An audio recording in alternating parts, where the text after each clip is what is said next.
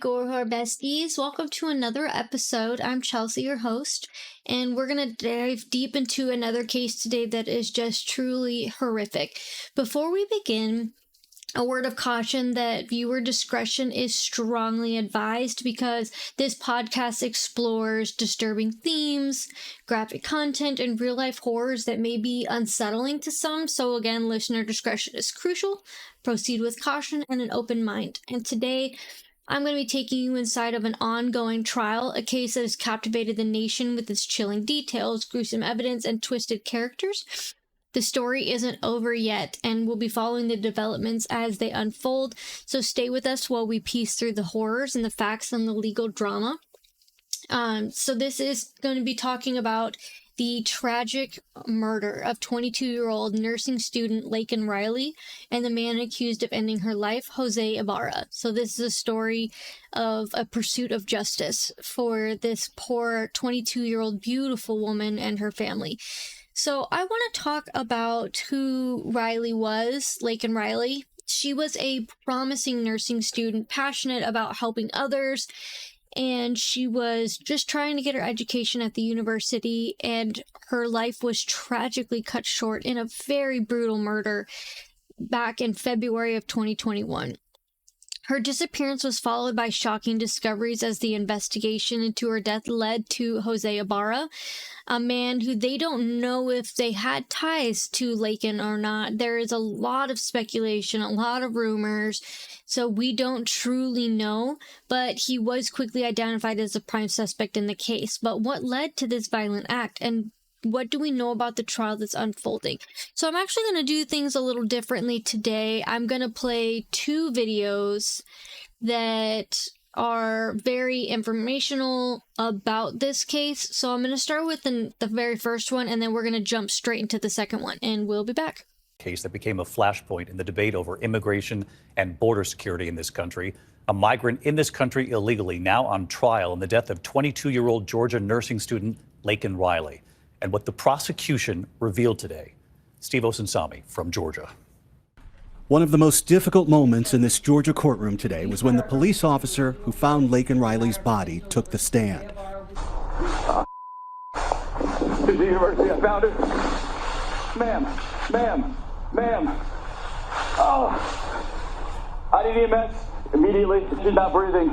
The court was silent as they watched the graphic police body camera video of him trying to save her life. Starting CPR now.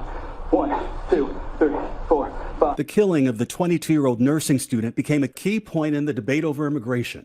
He shouldn't have been in our country, and he never would have been under the Trump policy. 26-year-old Jose Ibarra, who's charged with murder, is pleading not guilty. He's an undocumented immigrant from Venezuela who illegally entered the country in 2022. He went hunting for females on the University of Georgia's campus. Prosecutors say he was living with his brothers not far from the trails where Riley was jogging. Riley's mother was in the courtroom and broke down as she heard her daughter try to call 911 for help. Clark County 911. Hello, this is Clark County 911. Can anyone hear me? When Laken Riley refused to be his rape victim, he bashed her skull in with a rock repeatedly. Prosecutors point to Ibarra's thumbprint on Riley's cell phone and video of him throwing away clothing with her DNA as proof of his guilt. Ibarra's lawyers are challenging the forensic evidence. This is a case before a judge and not a jury. If the judge in this case convicts this accused murderer, could spend the rest of his life in prison. A couple of things before I announce the verdict. I want to point out that typically my role in a trial, in a criminal trial, is to manage the process. And the fact finding is done by a jury. That wasn't the case in this trial. I managed the process, try to, and I was also the finder of fact, and that is somewhat of a different role than we typically see. I'll tell you that You may have seen me, I make notes during the trial. I probably filled up 2 legal pads full of notes during the trial, but the closings, I want to just listen. And that's what I did. But I wrote down 2 things in the closing. One was a statement by Ms. Ross that the evidence was overwhelming and powerful. And then I also wrote down what Ms. Beck said, that I'm required to set aside my emotions. That's the same thing that we tell jurors in what and we're giving them their job. That's the way I have to approach this, and I did. Both of those statements are correct. I'll now announce the verdict. In the state of Georgia versus Jose Antonio Ibarra, case SU 24CR0323, count 1, malice murder. I find the defendant guilty. Count 2, felony murder. I find the defendant guilty. Count 3, felony murder. I find the defendant guilty. Count 4, felony murder. I find the defendant guilty. Count 5, kidnapping with bodily injury. I find the defendant guilty. Count 6, aggravated assault with intent to rape. I find the defendant guilty. Count 7, aggravated battery. I find the defendant guilty. Count 8, obstructing or hindering a 911 call. I find the defendant guilty. Count 9, tampering with evidence. I find the defendant guilty. Count 10, peeping Tom. I find the defendant guilty. So both of those videos brought a lot of information about the current trial, what's happening, and things like that. I really want to iterate who Laken was. Her family and friends describe her as compassionate, driven, full of life, someone who wanted to make a difference in the world, one patient at a time. And we really need more people like that in this world, in our hospitals, in our doctor's offices. And her bright future was stolen from her. Her legacy as someone who cared deeply for others will live on, though. She was loved by so many people, and her story is a reminder of how quickly life can change and how fragile life can be, and it's really unfortunate. And I just want to shine that light on her, that this is about her. She is the victim, and her legacy needs to go on, and she is the important one. But she deserves justice. Her family deserves justice. This was a horrible crime that just happens to, what I'm getting from it, be wrong person at the wrong time, wrong place, wrong time, that kind of thing, as we don't know what the full motive was. So let's get started into it. And all started on February of 2021 when Riley was reported missing after not returning home from her run. Her family and friends became frantic as days went by when no one heard from her. Investigators soon uncovered something far more sinister than anybody had anticipated. I just saw in that video, you heard the police officer who was trying to save her life, that he found her after an extensive search. She was found in a remote area, and it was clear that she had been suspected to a violent attack, which led police quickly to identify Jose Ibarra as the primary suspect. Now, what brought them to prove that he was the primary suspect in this case? Well, there was DNA evidence. His DNA was found at the crime scene, on her body, clothing, and the location that she was found, which links him directly to the crime. There was fingerprints on her phone, on her body. They were able to determine that those were his. There was also surveillance camera in public spaces near where she was last seen that captured footage of her and Ibarra together. Surveillance footage from nearby businesses, streets, and traffic cameras can place the victim and suspect in the same location at the same time. Her cell phone GPS also tracked movements of the suspect, Ibarra and Laken. it showed her watch. Actually, she was able to call 911, as you saw, and they said that her phone called from, I'm not sure, I don't know the exact timing, but she was able to attempt and push SOS on her watch.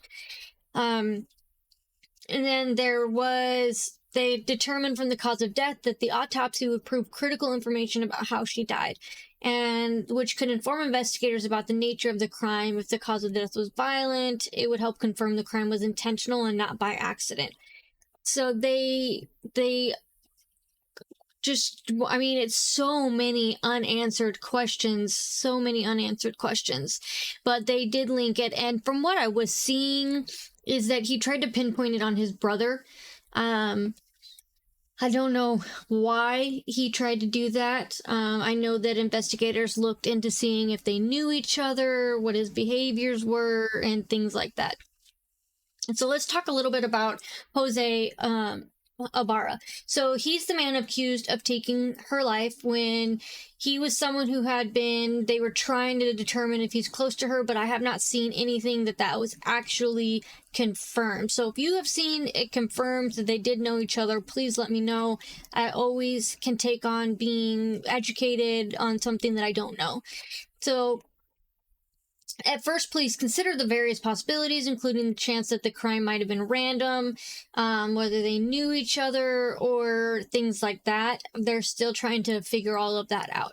But detectives did work quickly to piece together the timeline of events leading up to her death, such as like surveillance footage. But perhaps the most chilling element of the nature of crime, forensics experts confirmed that Laken had been brutally assaulted. Investigators were left with the difficult task of determining a motive, and I don't know if there is ever going to be, will we ever determine a motive? Will we ever know? Or is it what they are saying was that he was just hunting that day? So as of today, Ibarra has been formally charged with murder of Laken, but of course he pleaded not guilty to those charges. His trial was set to begin on November 13th, but with a jury selection.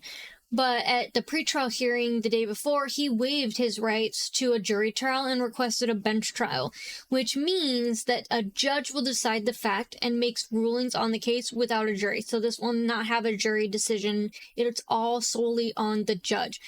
So, but during the opening statement on Friday, prosecutor Sheila Ross had said that he was hunting for women on the day of the murder. When he came across Riley, she fought back. She refused to be a rape victim, and he bashed her skull in with a rock repeatedly because she was fighting hard, as she should. That beautiful woman, she fought for her life. She did not go down she did not go down easy as she fought. She fought for her life, and it's just so tragic. Defense attorney Dustin Kirby said in his opening that Riley's death was a tragedy and called the evidence in the case graphic and disturbing. And it really is. I'm not going to show any photos that I found out of respect for her. If you want to look them up, you can look them up on Google, I'm sure, but I'm not going to share those here. But he says that there's not enough sufficient evidence to prove that it was Ibarra, and questions how his fingerprints could be on the phone if he was supposedly wearing gloves. I'm curious on that one too. The legal process in a case like this, though, it's complex, and the road to justice can take a lot of time. A little bit, the motive. Is there a motive? What could have driven Ibarra to commit such a horrific crime? At this point, though, as it's still ongoing, we have so many questions, and only 2 people know the answers to any of this. And unfortunately, one of them is deceased, and one of them is saying he's not guilty. So at this point, we don't know. City police did say that there was no connection between Riley and Ibarra before the murders. Laken Riley's loved ones are seeking justice, and they deserve that justice. And I hope that they will get that justice. I appreciate you all so much. Thank you for listening to another episode of Gore Horror. If you want to stay updated on this case or other true crime stories, be sure to subscribe to my podcast on TikTok, Facebook, YouTube. Instagram doesn't really let me post my videos there. I'm not sure why. I would also love to hear your thoughts. Feel free to leave a comment for me. Give me some more education. Let's talk about it. Let's go through everything. And just remember that justice doesn't always come easy, but it is always worth fighting for.